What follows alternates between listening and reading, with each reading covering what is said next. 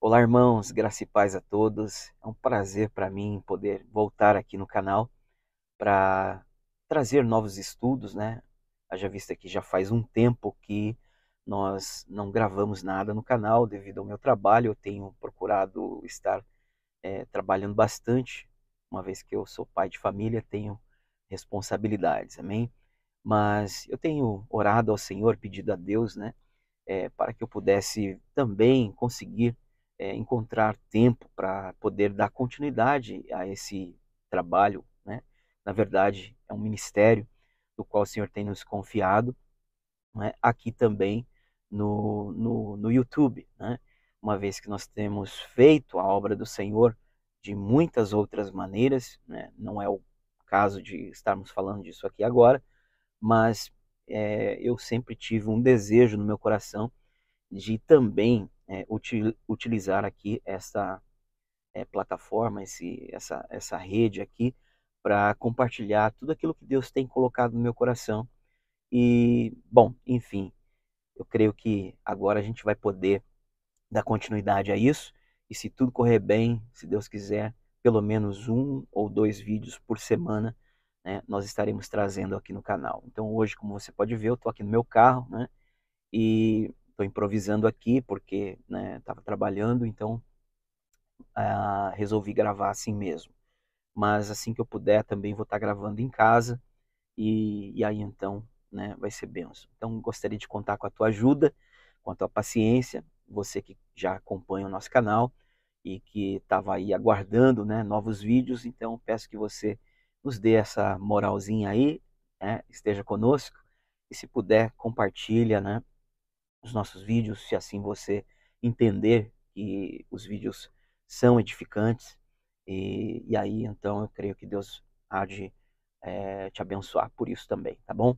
Então, irmãos, eu tenho me dedicado bastante nesses últimos dias ao estudo da palavra, à leitura da palavra, pedindo ao Senhor, orando ao Senhor que o Senhor me desse entendimento de alguns temas que são profundos, sensíveis, delicados, mas de extrema importância para o reino de Deus, né? Então eu tenho procurado meditar nessas questões a respeito desses temas importantes do reino, tá?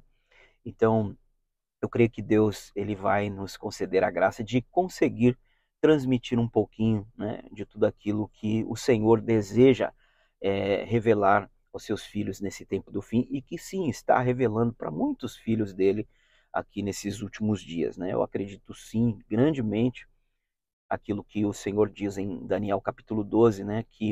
É, que os ímpios andariam praticando impiedade, perversidade no tempo do fim, mas que os sábios entenderiam os segredos, que haviam sido selados, né? Então, no tempo do fim, eu creio que esses mistérios da palavra iriam começar a ser revelados. Eu tenho pedido a Deus que Ele me conceda também uma pequena porção desses mistérios que o Senhor havia selado no passado e que agora Ele está voltando a manifestar para os teus filhos, não é? E eu tenho pedido ao Senhor que Ele me deixe participar também dessa fase final da edificação da casa de Deus. E queria dizer para os irmãos, que eu não tenho a pretensão de ser dono da verdade, coisa nenhuma, e respeito a opinião daqueles que pensam diferente de mim, porém, com temor e com espírito de mansidão e com humildade, eu quero poder transmitir aquilo que eu acredito, no meu coração, ser algo que eu esteja recebendo da parte do Senhor. Contudo, tenho a humildade suficiente para reconhecer caso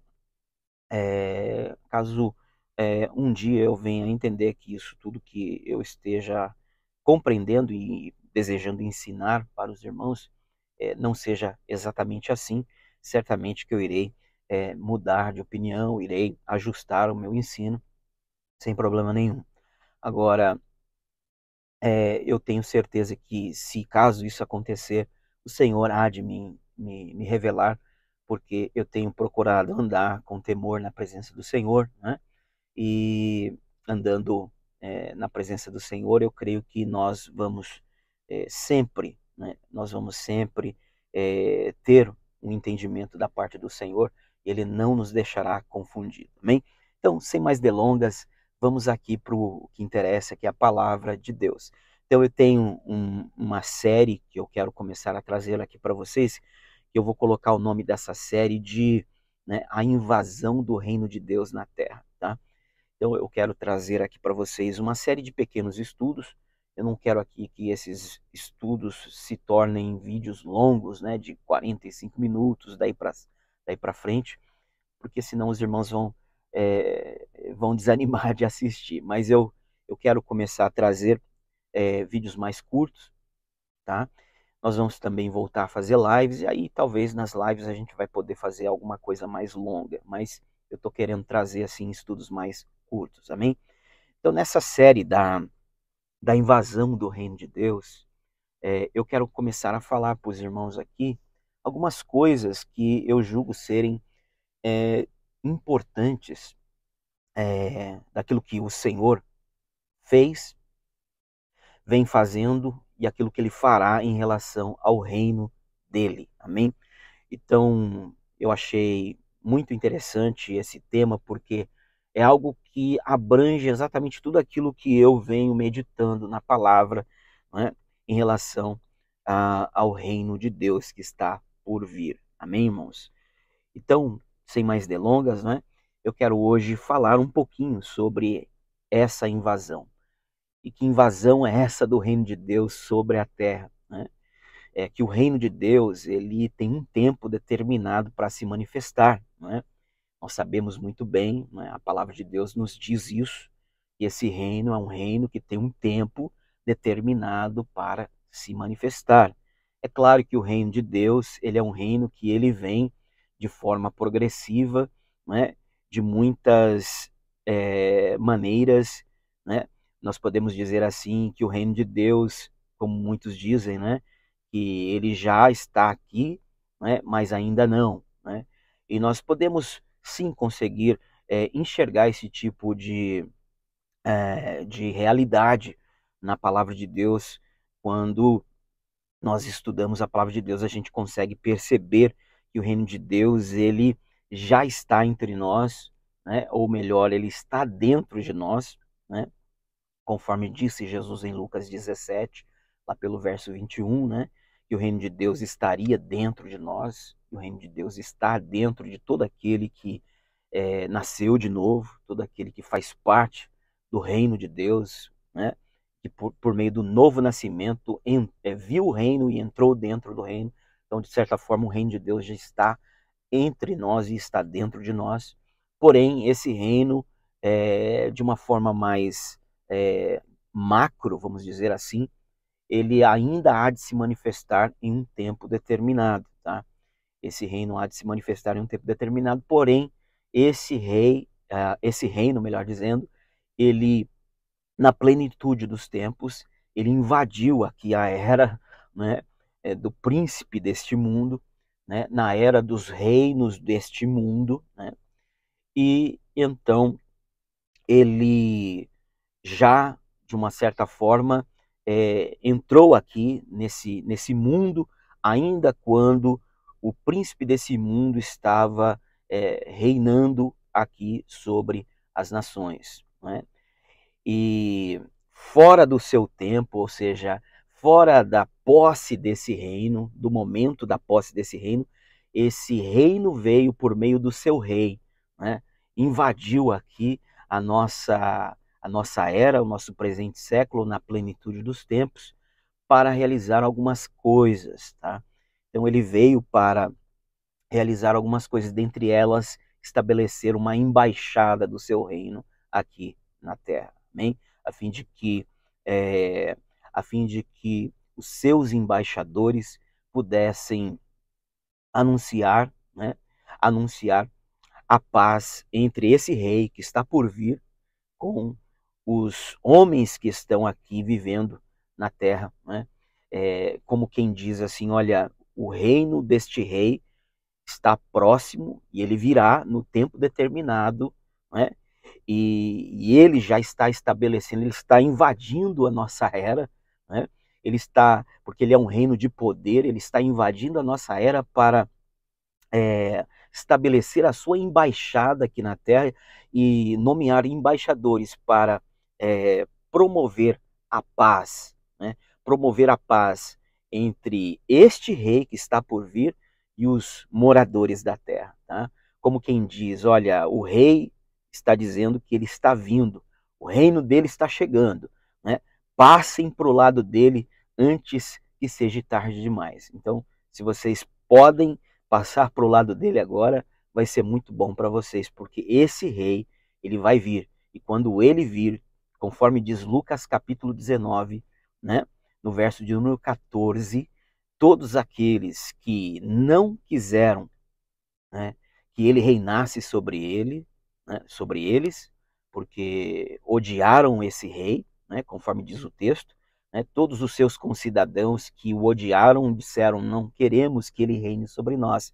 Ele vai dizer lá no versículo 27 desse capítulo de número 19, nessa parábola, tragam aqui diante de mim todos aqueles que não quiseram que eu reinasse sobre eles e os executem na minha presença. Então, ou seja, ele está dizendo, olha, eu estou invadindo, né, essa era de vocês e eu quero que vocês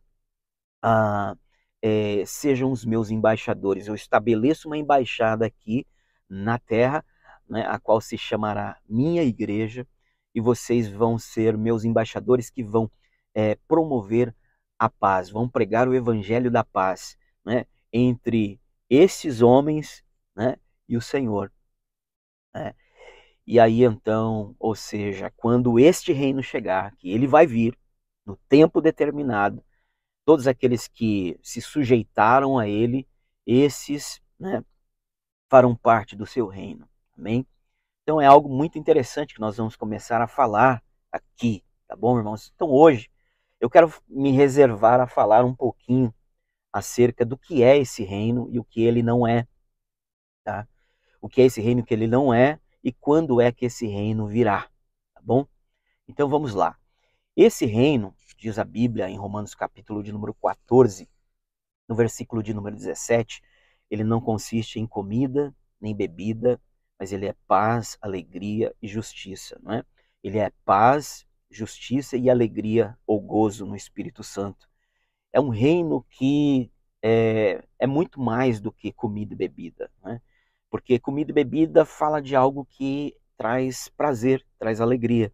Mas o que Jesus está querendo dizer, ou melhor, o que Paulo estava querendo dizer quando ele disse isso, é que o reino de Deus, ou pelo menos algumas coisas que eu posso dizer a respeito desse texto, é que Paulo estava dizendo que o reino de Deus ele é muito mais glorioso e maravilhoso do que o reino dos homens, em que comida e bebida são os melhores exemplos, né, de gozo e de prazer. Não.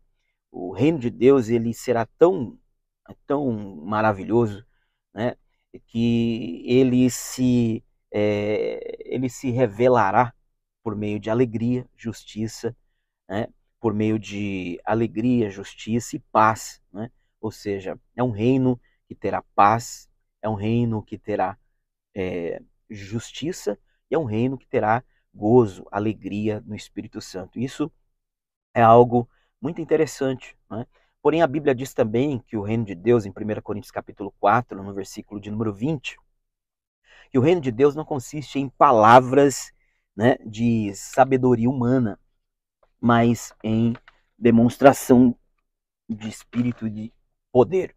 Mas o reino de Deus, ele é poder. Então, 1 Coríntios 4, 20 diz que o reino de Deus não consiste em palavras de sabedoria humana, mas em poder. O reino de Deus é poder. Por isso, quando o reino de Deus chega, né, é, este reino, ele exerce mudança, ele exerce transformação, ele exerce restauração, porque ele é um reino de poder. O reino de Deus, ele é poder.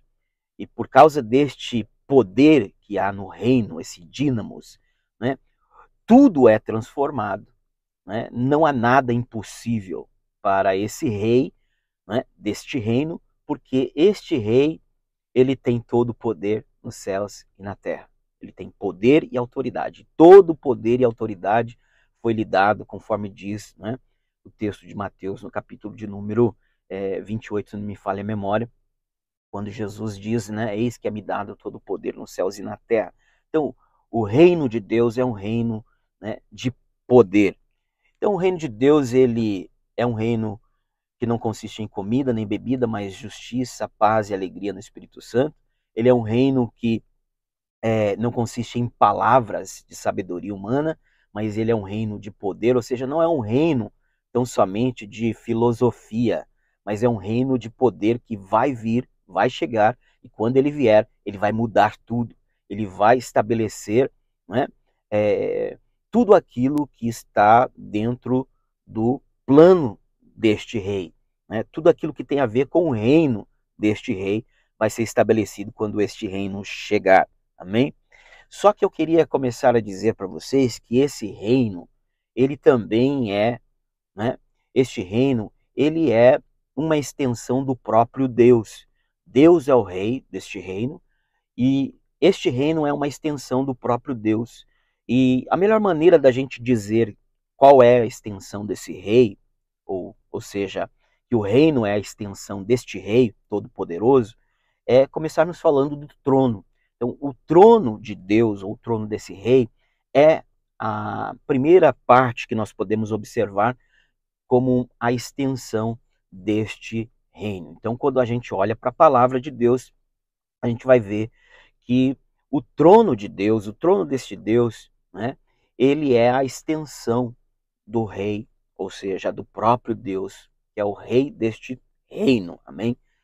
E que este trono fala, não é, não somente de um lugar onde ele se assenta, mas fala de uma autoridade sobre tudo que ele criou, tudo o que está, né, abaixo do seu trono.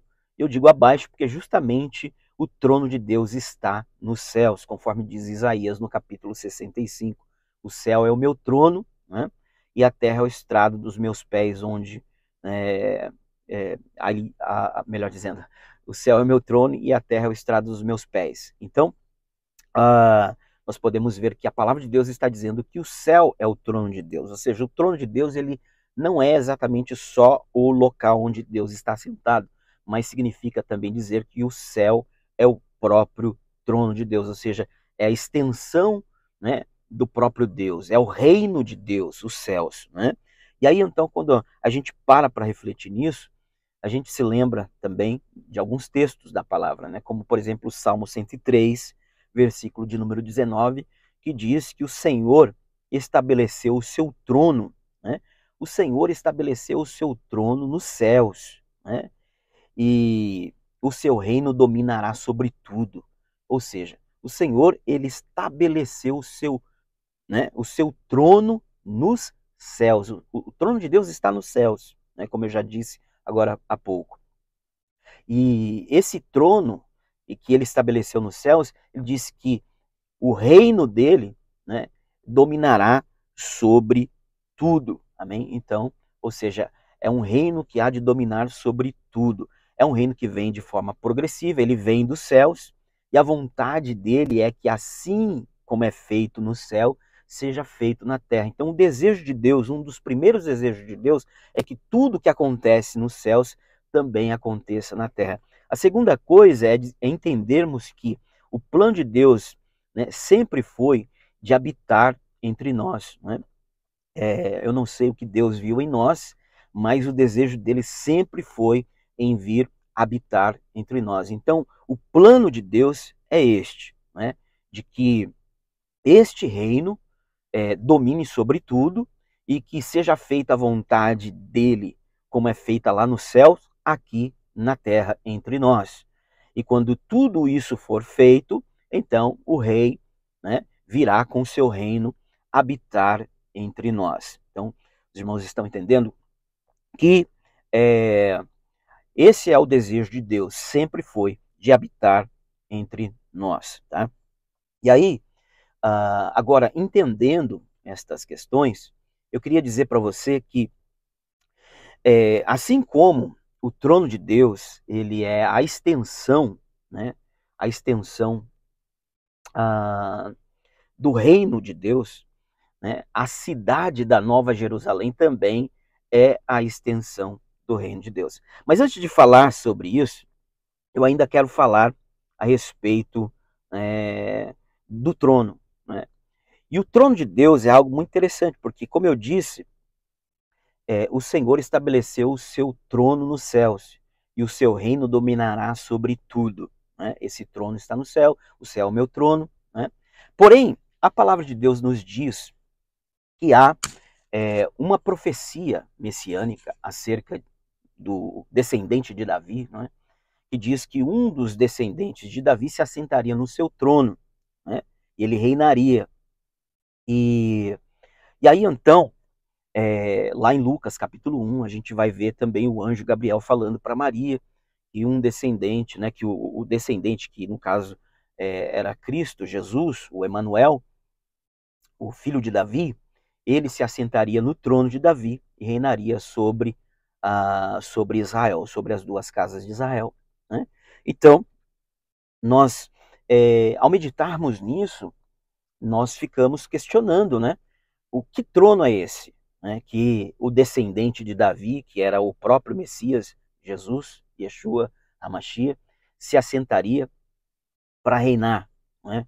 E aí, então, quando nós meditamos na palavra de Deus, a gente vai observar que o apóstolo Pedro, ele vai trazer a resposta, né, desta questão, deste mistério, quando lá em Atos, capítulo de número 2, né, lá em Atos, né, capítulo de número 2, no versículo 30 ao 31, Pedro, ele vai dizer claramente ali o que significa essa revelação do trono de Davi, do descendente de Davi se assentar no trono de Davi.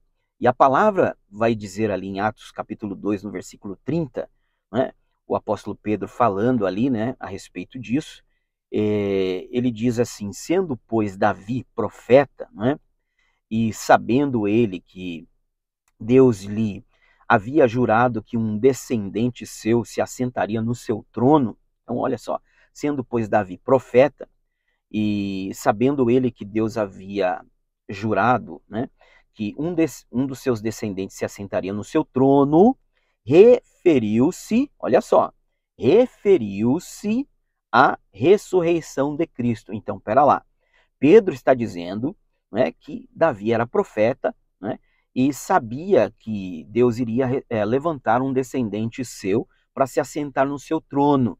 Tá? Então, sendo Davi profeta, Pedro está dizendo que ele referiu-se a essa questão do descendente se assentar no trono dele, referiu-se à ressurreição de Cristo, que nem foi deixado na morte, nem seu corpo experimentou a corrupção, né?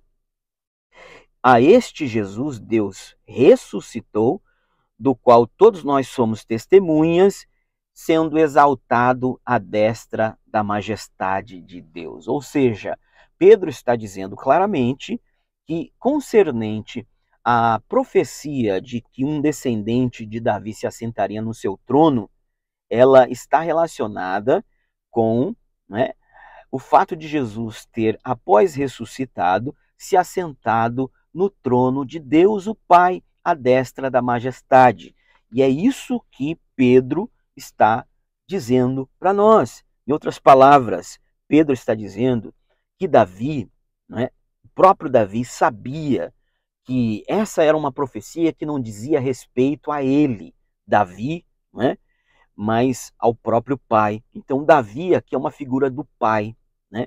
E o descendente de Davi é uma figura do filho, né? Então, quando a gente vê Davi na sua mocidade, a gente pode perceber que a palavra de Deus sempre compara Davi jovem como Cristo. Mas quando Davi fica velho, ele tem um filho chamado Salomão, a gente vai ver que Davi é muitas vezes comparado com o pai e Salomão é comparado com seu filho. E exatamente isso que o Senhor está fazendo.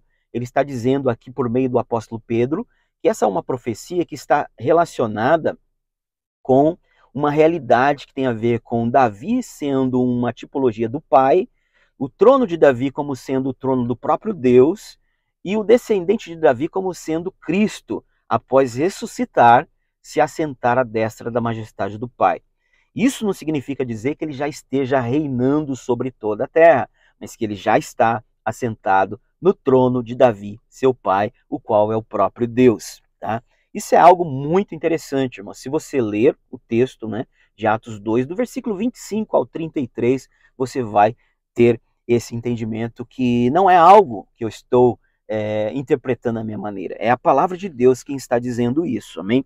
Então, quando nós observamos que o trono é a extensão do reino de Deus na terra, a gente logo vai perceber que, conforme eu disse, né, que o trono de Deus está nos céus e ele representa o próprio reino dos céus. Então, por isso é que o profeta Isaías disse, repetindo, que o trono de Deus é os céus, né? O céu é o meu trono, a terra é o estrado dos meus pés, né?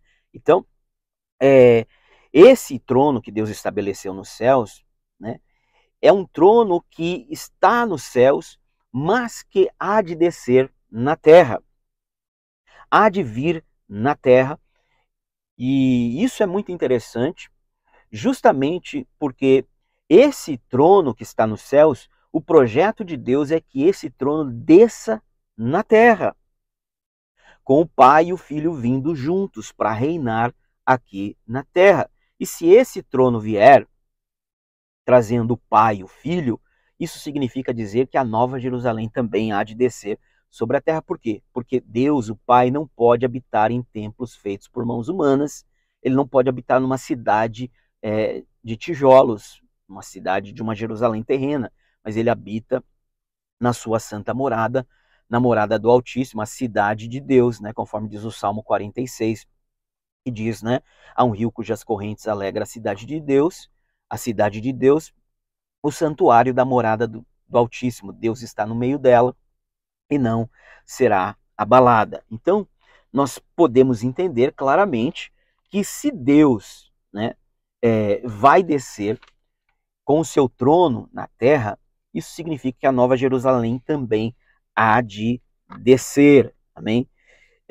Porém, a gente vai observar ainda que a Bíblia diz em Mateus capítulo 26, versículo 64, quando Jesus está diante de Anás e Caifás, né, e eles questionam Jesus se ele era o Messias, o Filho de Deus, ele diz, vocês dizem isso, né? Mas ele diz assim, eu vos declaro que desde agora vereis o Filho do Homem assentado à destra da majestade, né, do Todo-Poderoso, vindo sobre as nuvens do céu. Ou seja, ele diz, olha, eu declaro que desde agora vocês vão ver o Filho do Homem assentado à destra do Todo-Poderoso vindo sobre as nuvens. Ou seja, Jesus está dizendo, olha, eu, o Filho do Homem, vocês vão ver naquele dia, vocês e todos aqueles que o transpassarem, né, conforme diz Apocalipse 1:9 ou 1:7. Né? Todos aqueles que os transpassaram vão vê-lo descendo sobre as nuvens. E aqui, Jesus ele dá um detalhe a mais. Vocês vão ver o Filho do Homem assentado à destra da majestade do Todo-Poderoso, vindo sobre as nuvens. Vindo. Então, ou seja, Cristo estará sentado à destra do Pai, juntamente com ele, descendo no seu trono glorioso, no meio das nuvens. Que coisa tremenda. É isso que a palavra de Deus nos diz. E quando a gente vai lá também para Apocalipse, capítulo de número 11, no versículo 15, a Bíblia diz que, tocando o sétimo anjo a sua trombeta, ouviu-se uma grande voz nos céus, né? Dizendo que os reinos desse mundo vieram a ser do seu Cristo, do Senhor e do seu Cristo, né? Ou seja, os reinos do mundo vieram a ser do Senhor, o Pai, e o seu Cristo, e ele reinará para sempre. Mas ainda há um outro texto que eu acho muito interessante, que a Bíblia fala aqui em Mateus, capítulo de número 27, ou melhor dizendo, capítulo de número 21, versículo 37 ao 41, que é aquela parábola dos lavradores maus, né? Em que um senhor de uma vinha, ele foi e arrendou a vinha para uns lavradores, e esses lavradores eles eram maus e disseram, né, que queriam tomar a vinha para eles. Então o Senhor enviava os seus servos e eles matavam os servos. Mas aí depois o Senhor enviou o seu próprio filho e disse, eles vão respeitá-lo, né? Mas os lavradores eram tão maus que disseram, né? Eis aí o filho, o herdeiro, vamos matá-lo e a vinha será nossa. E olha só o que a palavra de Deus vai dizer, né? No verso 37, do verso 37 ao 41 de Mateus 21, nessa parábola. Quando, pois, vir o Senhor da vinha, que fará com aqueles lavradores? Né? Ou seja, Jesus está dizendo, olha, quando o Senhor da vinha vir, o que ele vai fazer com esses lavradores maus? Ou seja, Jesus está dizendo, olha, eu sou o filho do lavrador, o meu pai é o lavrador da vinha. Né? Eles vão me matar, mas quando o Senhor da vinha vir até esses lavradores, o que é que ele vai fazer com esses lavradores? Ou seja, ele vai fazer justiça. Ele virá e trará juízo. Ou seja, Jesus está falando em todas as letras, com todas as letras, que o Pai também virá com ele para fazer justiça. Amém? Então, poderia citar tantos outros textos aqui para os irmãos, para mostrar que, de fato, o trono de Deus, ele descerá sobre a terra. Tá? E só para terminar esse primeiro vídeo dessa série, né, o reino de Deus invadindo a terra, né, a invasão do reino de Deus na terra, melhor dizendo. Então eu queria citar o texto de Ezequiel capítulo 43, no versículo de número 7, porque ali há um detalhe bem interessante, né? Há alguns detalhes bem interessantes ali em Ezequiel 43, versículo 7. Por quê? Porque, em primeiro lugar, né, a palavra de Deus vai dizer lá em Isaías 65 que o céu é o trono de Deus e a terra é o estrado dos seus pés. Mas olha que interessante, o texto vai dizer assim, o Senhor vai dizer para Ezequiel, né, depois de lhe mostrar a visão da glória de Deus entrando no templo, né? Então no capítulo 47, no versículo 1, o Senhor dá uma visão para Ezequiel e está dizendo para ele assim, olha, você está vendo aí? Né? Da porta que olha para do caminho do Oriente, né, que olha para a porta do Oriente, você está aí no caminho do Oriente e olhando para a porta do Oriente, e de repente você está vendo aí, né, a glória do Senhor que está chegando, e diz o profeta Ezequiel que a glória de Deus que estava vindo para entrar no templo, ela era semelhante à mesma que ele havia visto quando ele estava lá junto ao rio Quedar, lá no capítulo 1. E quando o Senhor veio destruir a cidade, ou seja, a glória que estava vindo para morar dentro do templo de Ezequiel, no capítulo 47, é aquela cujo próprio Deus está assentado em um trono semelhante a safira. Um Deus, né, que é semelhante ao Filho do Homem, que está assentado em um trono semelhante a safira, e tem um arco como do arco-íris em volta, um arco de glória, e o homem que está sentado ali, aquela pessoa que está sentado naquele trono, da cintura para cima é semelhante ao metal brilhante, né, como cor de âmbar, como cor de fogo, e da cintura para baixo a mesma coisa, né? E abaixo dele querubins, seres viventes, né, com asas, e semelhantes a relâmpagos, né, que zigue-zagueiam, né, quatro seres viventes que zigue-zagueavam de um lado para o outro, semelhantes a relâmpagos. Imagina essa visão, irmãos, e no meio, né, de uma nuvem impetuosa que saía fogo, né, do meio dessa nuvem. Então, é essa visão que Ezequiel está dizendo que está entrando dentro do templo, ou seja, é a visão da glória de Deus, mas que é a visão do próprio trono de Deus que está vindo para morar dentro do templo. Ou seja, o trono de Deus, né, que é um trono móvel, porque Daniel 7 diz que é um trono que tem rodas de fogo, né? Está lá em Daniel 7. É um trono móvel que está descendo dos céus. E agora, o Senhor está dizendo assim para Ezequiel, Ezequiel, capítulo 43, 7, este é o lugar do meu trono. Mas Deus havia dito em Isaías 65 que o lugar do trono dele é os céus. E ele diz assim, e o lugar da planta dos meus pés. Isaías havia dito que o lugar da planta dos pés dele era na terra. Mas o Senhor está dizendo aqui, olha, este é o lugar do meu trono e o lugar da planta dos meus pés, onde eu vou habitar com os filhos de Israel para sempre. Então, em outras palavras, o Senhor está dizendo, olha, o céu desceu na terra, o meu trono desceu, né? E agora céus e terra estão se unindo, né, aqui, né, melhor dizendo, o trono de Deus está descendo aqui na terra, ou seja, o lugar do trono de Deus e o lugar do estrado dos seus pés agora vão estar recebendo o trono de Deus, ou seja, agora o trono de Deus que estava nos céus vai estar com os filhos de Israel ali dentro do templo de Ezequiel, né? Habitando para sempre. Ou seja, o trono do próprio Deus estará descendo, né, para habitar com os filhos de Israel para sempre. Não é por 1000 anos, é para sempre. Né? E nós sabemos que Deus não habita em templos feitos por mãos humanas. Já vimos que o trono de Deus vai descer, que Jesus e o Pai virão juntos. Já vimos que a profecia do descendente de Davi se assentar no trono de Davi é uma profecia que está relacionada a Cristo se assentando no trono do Pai.